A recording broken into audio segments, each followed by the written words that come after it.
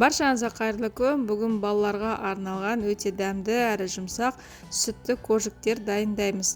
Видеоны соңына дейін тамашалаңыздар. Енді ең алдымен бөлме температурасында тұрған сары майдың үстіне немесе маргарин үстіне қантымызды салып жақсылап араластырамыз. Кейіннен жұмыртқамызды, сүтімізді, разрыхлителді салып барлығын жақсылап тағы да араластырамыз. Араластырып болғаннан кейін ұнымызды салып, алдымен лопатканың көмегімен, кейіннен қолымызбен қамырымызды илейміз. Қамырдың жақсылап тұру иін қандыру қажет. Қамырды илеп болғаннан кейін 20 минутқа біраз тұндырып қою қажет.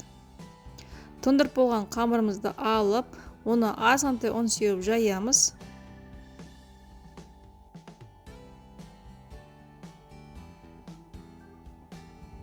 Тым қағып жібермеңіздер.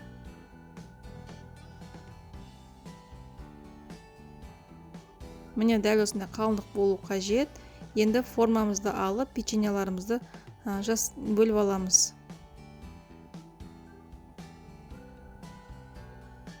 Сіздер кез келген форманы қолдансаңыздар болады. Артық қамырымызды тағы да біріктіріп, бұлардан да коржик жасаймыз.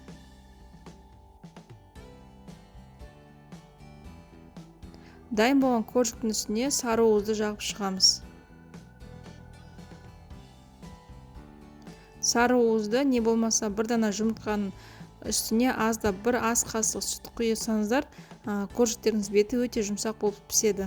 Енді қызып тұрған пеште 220 градуста қызарғанша пісіріп аласыздар. Осы рецепт бойынша міндетті түрде жасап көріңіздер, өте дәмді әрі жұмсақ болып шығады. Видеоны соңына дейін тамашалағандарыңыз үшін рахмет. Астарыңыз дәмді болсын.